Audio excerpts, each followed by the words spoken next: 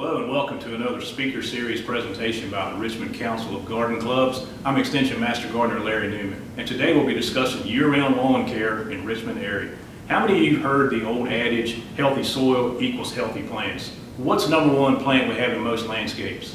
Turf. In other words, grass. And so grass, like any other plant, needs 5 things to survive. It needs heat, it needs light, moisture, air, and nutrients. Soil plays the key component in everything except light, which comes from the big yellow ball of goodness, the sunshine above us. So how do we determine if we have healthy soil? First thing you need to do is determine what type of soil do you have. Most of us have either sand, silt, or clay in our yard, or a combination of some of those, and we all covet this thing called loam that we all want to have. Soil by classification is done by texture. Texture is something you cannot change.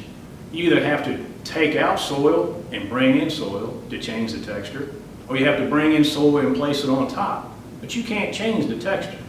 What you can change and what you can improve on is the structure. So what is soil structure?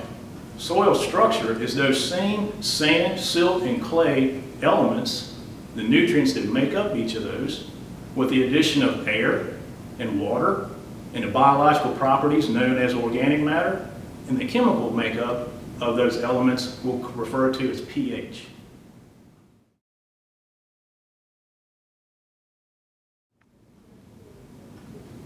So one way we can determine soil structure is by taking a soil test. Another take-home message I want you to remember is don't guess soil test. If we apply the same lime, the same seed, the same fertilizer, the same grass seed, the same way, everything the same, you can never expect anything different other than the same. It's not going to change. So don't guess soil test. How do we take a soil test? First thing we need is this highly scientific excavation tool known as a trowel. The other thing we'll need, collection bucket, collection bag, and our marker, our Sharpie pen. Turf and ornamental plants are different as far as the depth you need to take your soil sample. For turf, which is lawn grass, I recommend 3 to 4 inches, no more than 4. I've calculated here and measured, this is 3.5 inches. So what I recommend you do is you go out to your yard, pick several spots that you want to take a sample, move the grass out of the way, take the spade or the trowel, push down until this line is just below the soil surface. That'll put you right at 4 inches. You take that sample out. Take the plug right out the middle. Do not have any grass, any turf, any roots, any sticks, nothing but soil.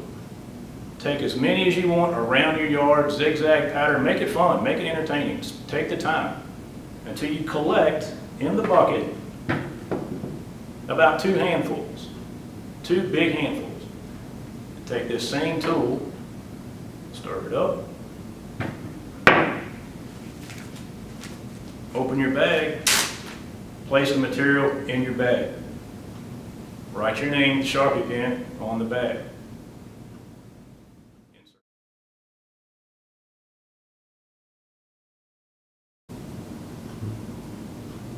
What you see on your screen is an example of a soil analysis report from a local laboratory in Richmond, Waypoint Analytical.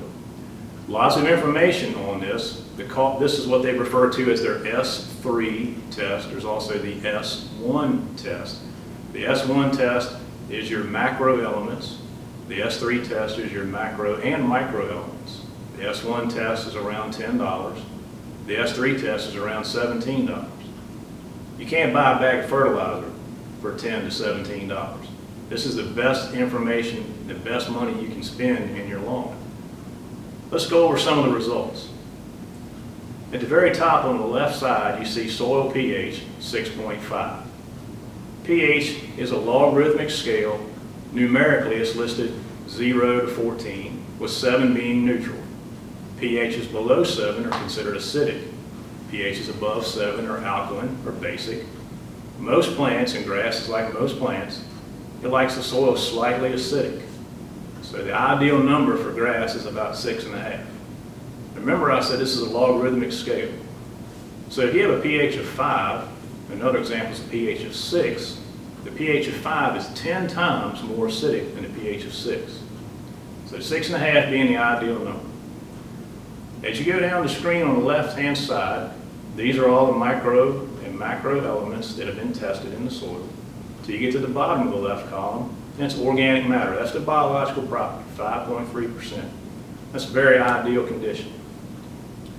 One thing I like about Waypoint Analytical is their soil test ratings, you see the nice chart. Very low, low, medium, optimum, and very high. This is very user-friendly. This allows you to determine, do you have elements that need to be improved? Do you have elements that need to be lowered? Some good information is presented to you. On the right-hand side, a little deeper into this, you notice where it says calculated cation saturation. That's percent of K, which is potassium, percent of calcium, Ca, percent of magnesium, percent of H, which is acidity, and percent of Na, which is sodium. Interestingly enough, if you add those percentages up, they will equal 100.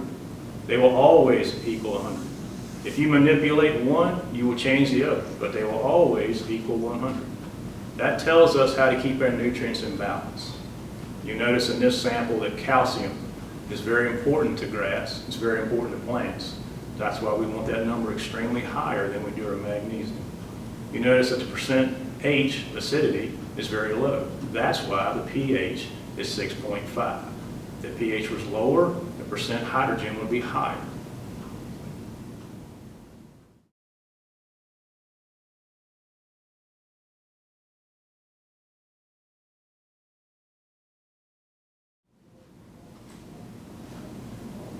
So why is the pH so important? You will notice that the macro and micro elements are in the soil. And at different levels of pH, different levels of hydrogen or acidity present, they're available to the plant in more or less. You'll notice if you're down in the 5.5 to 6 range, we have more iron than we really need. But you'll notice that phosphorus, potassium, sulfur, calcium, they're in quantities that are too low to benefit the plant. Look at the sweet spot, I like to call it, 6.5 to 7. Slightly acidic, close to neutral. Look at the fullness of the colors in the elements. That is ideal conditions. That is healthy soil. That is delivering those elements to the plant as the plant needs them.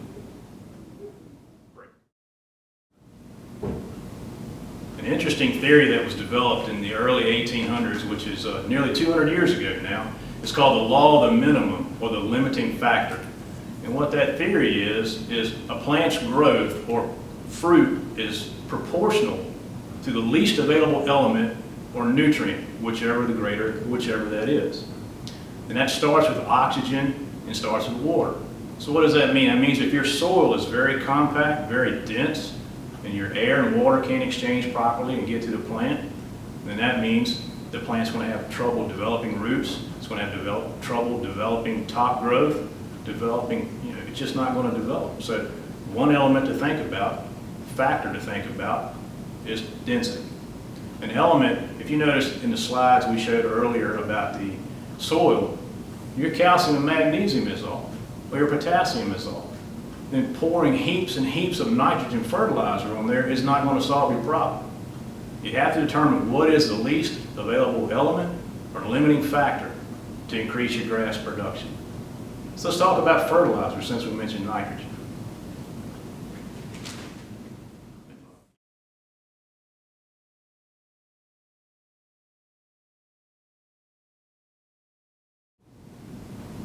This is a bag of starter fertilizer, just like any other bag of fertilizer that's complete, that has 3 elements: nitrogen, phosphorus, and potassium. The first number typically is nitrogen, the second number is phosphorus, the third number is potassium. In this particular bag, it's a 15-20-10 blend. That means that 15% of the contents of this bag is nitrogen, 20% is phosphorus, and 10% is potash or potassium. Great.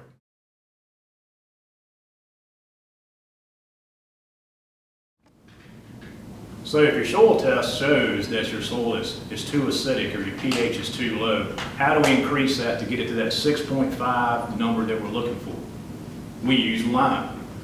What does lime do for the soil? Lime is either calcium carbonate or magnesium carbonate that enters into the soil once it's dissolved and gets wet and enters into the soil profile. It exchanges with the aluminum and the iron and the hydrogen in the soil and leaves calcium or magnesium behind. It's only temporary. The parent rock is the parent rock. If your soil is granite, it's going to last maybe 2 to 3 years in the soil, then it's going to revert back slowly to that pH it was to start with. The parent rock is the parent rock. If you live a little further west where limestone is the parent rock, then your soil is going to be a little bit more neutral. You may not need to add lime.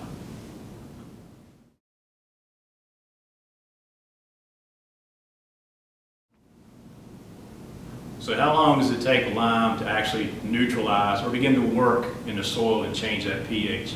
It all depends on the fineness or how pulverized or how small the pellets are. When you look on the bag of lime, you want to try to find at least 70% of that lime that passes a number 100 sieve. The finer the lime, the easier it dissolves and the quicker it changes your soil from that low pH to that pH that we're looking for.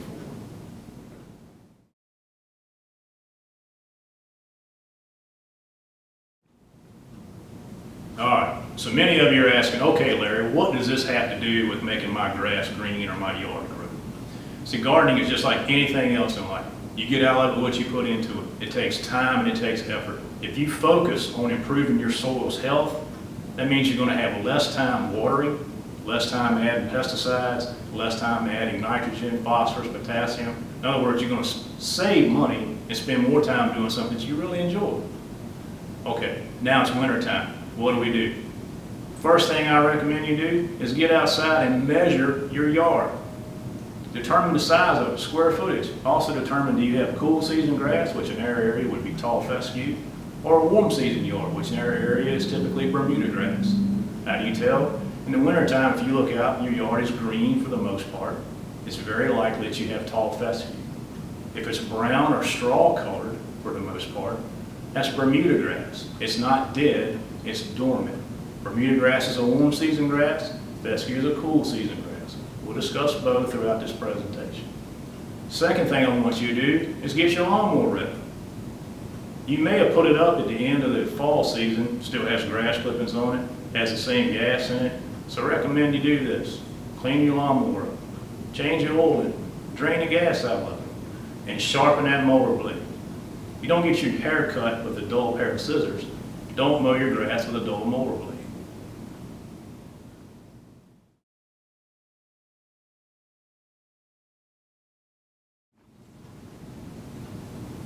Cool season grass, springtime is probably the most important time to get ready for that summer heat and drought that we typically have in Richmond area.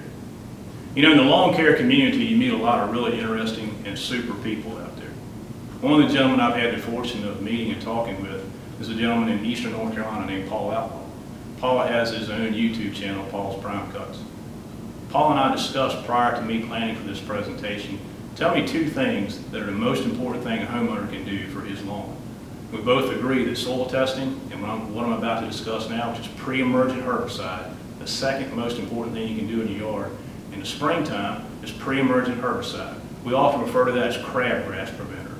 One thing I do not recommend is placing what's known as weed and feed. That's a high concentration of nitrogen. I don't recommend you do. But let's focus on pre-emergent crabgrass preventer or pre-emergent herbicide. And what I mean by early spring, that's late February, early March. And then 8 weeks later, put that same amount down for the second time. In this area, we have an early season crabgrass and a later season crabgrass. The next thing you do, it starts to get a little warmer and the grass starts popping. What do we want to do? We all want to get out and start mowing. It's called tall fescue for a reason. Tall fescue wants to be tall. Mow it at least over 3 inches. Do not mow it less than 3 inches. So remember the rule of threes I like to recommend for tall fescue.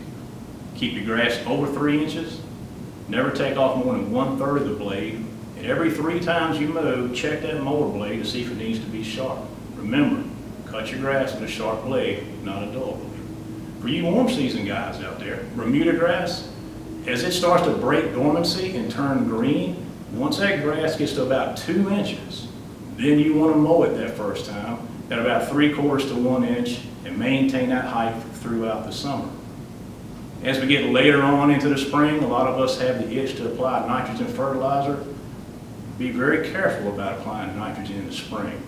It's okay to apply about a half a round, I call it, or a half a pound of nitrogen per 1,000 square feet if you do it early. We want the grass to focus on the root growth and not the top growth or the shoot growth. So be very judicious about putting your nitrogen out and do it early if you want to do it. It's okay, just do it early. Don't wait until it gets warmer weather. Do it early.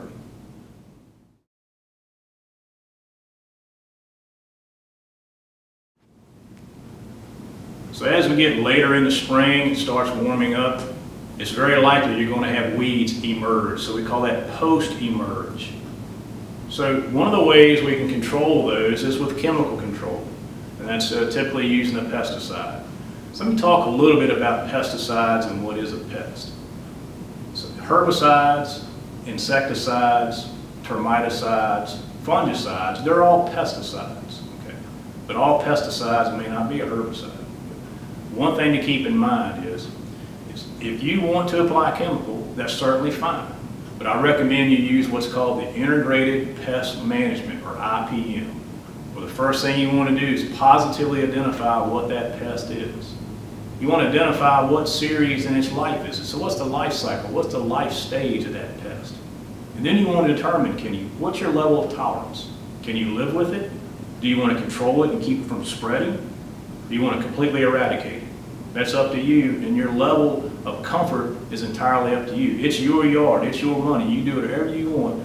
I'm just cautioning you to just use that integrated pest management method, determine what's the best strategies for your yard. So if you elect to use chemical control, that's certainly fine. There are two formulations. One's called the esters, chemicals that end in esters. The other ones are considered or called amine salts. So you have esters and amine salts. Esters you use in cool weather. What I like to think about is it's a sound-alike word for Easter. So esters and Easter. Use that in cool weather. Once it gets a little warmer, you want to switch over to amine salts. Amine salts have they're less drift problems. So remember, your plants and your chemicals, it cannot read. It doesn't know that you're targeting a certain weed. If it drifts over and ruins that prize azalea bush, it doesn't know it's not supposed to. So keep in mind drift. One of the ways we can control drift is regardless if you use esters or amine salts is the size of the droplets. The larger the droplet, the more it hits the target and less opportunity for it to drift onto a non-targeted or a prized plant.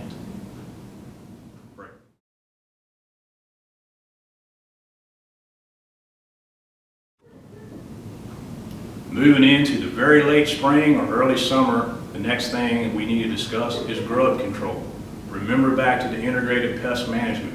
Determine the life cycle of the grub. If you put grub control down too early, the grub is too deep. It's not going to have any effect on it. You have to determine when that grub is going to be up in that top 2 to 3 inches of the soil profile, and that's when you apply your grub control. As we move into the heat and humidity of summertime, a big problem in Richmond area is brown patch or gray leaf spot is a smaller problem, but fungus is a problem we have in our area. So one of the things we can do to control that is reduce that thatch layer that we have in our yard. What is thatch? Thatch is that decomposing, not fully decomposed grass clippings that's laying on top of the soil, and it builds up over time, and as it gets to about a ½ inch thick, it's not allowing the air and the water to exchange in the soil profile. It retains that humidity for a longer time than we'd really like, and the grass develops a fungus.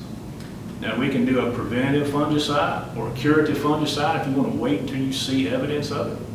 Either way, the fungicide that you want to purchase is based upon calendar days. There's a 14-day treatment, a 21-day treatment, a 28-day treatment, and it's exactly what it means. It means on day 14, you need to reapply. Or if you buy a 21-day treatment, on day 21, you need to reapply. That typically starts in late May, early June, and you apply that fungicide through the end of summer. We're getting into the heat and humidity times. Mowing the grass is not so fun. So one of the things I recommend you do is change directions when you mow. This week mow north-south. Next week mow east and west. If you really want to be creative, mow on a 45, like they do at the ball fields. If you have to be out there in July mowing the yard, at least try to make it enjoyable. So put a pattern in your yard. Avoid running on the same tracks over and over again. What that does, that mats that grass down. It doesn't allow that grass to stand back up. It prevents the grass from development, brings in more humidity, brings in more opportunities for disease and stress. We don't want to do that. The high heat and humidity in the summertime, we need to keep our grass as happy and stress-free as possible. It's really critical now to keep that blade sharp. When you mow a grass blade, you want to just take the top of it off. You don't want to shred it. You want to cut it. That grass has to put a lot of energy back into redevelopment of that blade. So you want that development to come as quickly as possible. So if you cut the grass versus shred the grass, that time is shortened. You have healthier grass, less stressed grass, less opportunity for a pest to come in and attack your yard. The pest or fungus is everywhere. One of the ways that you can avoid being attacked is having a stress-free yard by having healthy soil. I keep going back to that. Work on that soil profile, make that soil balanced, what your grass prefers, and you'll have a healthy, stress-free yard, and hopefully that'll result in less weed pressure and less disease.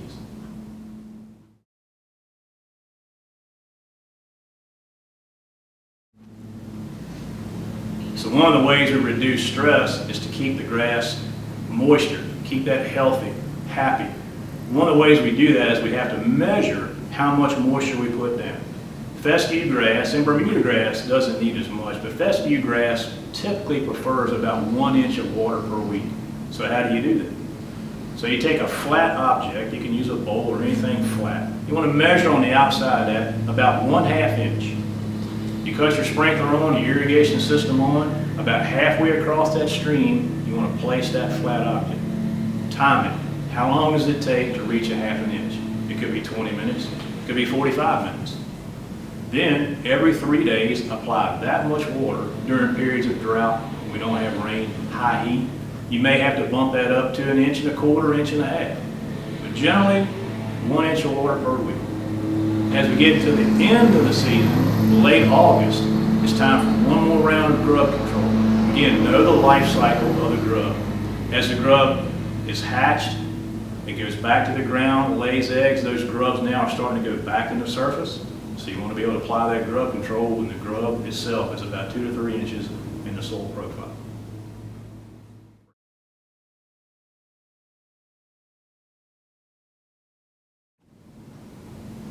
And as we get into the fall of the year, if you have cool season grass or tall fescue, that's when we typically start thinking about aerating and overseeding.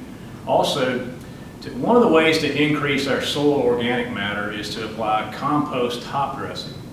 Compost that you can purchase commercially. 1/4 inch to 1/2 inch thick applied across your surface. Now there's a theory out there, do I apply the compost and then aerate, or do I wait till I aerate and apply compost? There's no right or wrong answer. It's whenever you have time and you have the ability to do it, that's when I recommend you do it. But I recommend top dressing with 1/4 to 1/2 inch of compost. Aeration and seeding is critical. Typical summers that we have are heat, high humidity, soil gets dry, we're watering the best we can, the yard needs a little bit of relief. And one of the ways you can relieve that is by aeration. I recommend you use the core aerator, not the spike aerator. The core aerator actually pulls out a plug about the size of my finger. It pulls out a plug or a core. And that allows air and water to enter into the soil profile. And if you fertilize or lime, it allows that to get also down closer to the root zone. We call it in that 3 to 4 inch range. You also need to continue mowing. If you have Bermuda grass, just continue mowing at 3/4 to 1 inch until it goes dormant. Either in the first frost or the second frost, depending on what type of Bermuda you have. Some are more frost tolerant than others, but just keep mowing. Also, back to the cool season. I know we're switching back and forth, but cool season grass, you need to continue watering. Once you apply the seed, and I want to speak about seed for a moment. Seed, you want to apply good seed. When I mean a good seed, I mean a good reputable seed. Typically, those will have at least 2, most of them will have 3 types of fescue grass seed in the bag itself. Fescue grass is constantly undergoing testing and altering and development of it to look for the greener blade, more disease resistant, more drought resistant. So if you put a blend down where it has at least 3 different grass seeds, and you do get a disease in the late fall, or you do get a dry spell and it attacks and maybe kills off one of those grass seeds, you still have the other 2 there to help that yard look thick and lush. If you just have one seed in your yard and you unfortunately is attacked by a disease and it wipes that out, then everything you have is gone. So I recommend using a good premium grass seed. It's a little bit more sure, 10 to 15 bucks a bag. Most people, 1 to 2 bags is all they're going to apply. So what I really recommend is do your research, find the grass seed that works best in your area, and you can find that online. Virginia Tech does that every year. It's called the preferred grass list, the recommended list. Find that, look for that on the grass seed bag label, and apply. The other thing you want to look for on the tag is the percent of noxious weeds. It should be none found. Germination rate should be at least 85%. We prefer 90%. Apply that at what rates? Well, rates are kind of up to you. If you have a good stand of grass, it's already present, maybe 2 to 3 pounds per 1,000 square feet. If you have some thin spots, 4 to 5 pounds per 1,000 square feet. And if you want to start from scratch, if you have a brand new yard, I really recommend about 8 pounds per 1,000 square feet.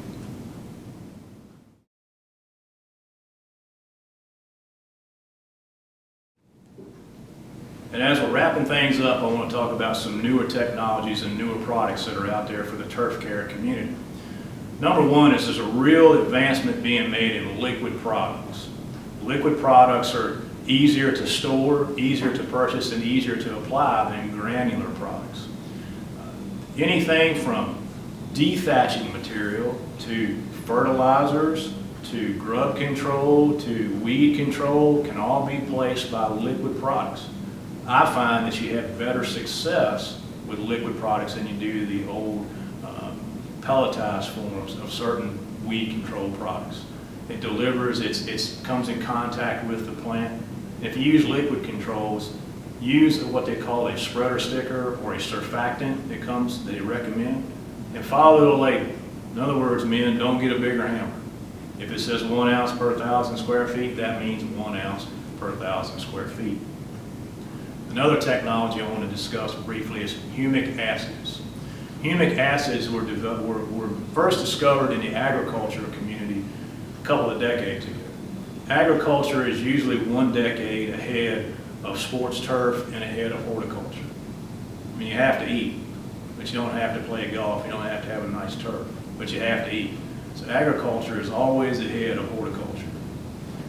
Humic acids, there's a lot of research done on humic acids. And what is humic acids? It's a high carbon concentration that's applied into the soil. What it does is it helps to attract those nutrients that are in the soil already. It's not a fertilizer, it's a soil amendment. It helps attract those nutrients that are present in the soil and hold them just a little bit longer in that root zone to help that root develop and give you that ideal plant, ideal grass that you're looking for. Humic acid also helps to change the soil profile because it helps to, in a way, aerify the soil. It allows more air and water and oxygen to be present. And it's not an overnight fix. It's like anything else. You have to apply it 2 to 3 times a year, 4 times a year. And you have to apply it for a couple of years consecutively, and you will see a difference. But do your research on humic acids and find out what might be best for you if you really want to explore that. The last thing I want to talk about is, to me, as you get older, and I'm getting older, is battery-powered sprayers, both in backpack sprayers or handheld sprayers. See, now I want you to raise your hand out there. How many of you have calibrated your sprayer? Okay. How many of you have calibrated your sprayer? That's what I thought. So what is calibration? Calibration for spray equipment is based upon the height of the nozzle, how fast you're walking and the pressure. And that's the difference in the old pump style, which you have to constantly pump or it loses pressure. The battery delivers that constant amount of pressure. So, if you apply the constant pressure, you hold the nozzle at the same distance above the ground, and you walk the same way, you're going to deliver that product consistently across your yard. And some products that are really sensitive, temperature sensitive, or have to be applied at the right rate, that's when that pressure and that's when that spray calibration comes in handy. I hope you had a good time, and more importantly, I hope you learned something today. So good gardening, and God bless you.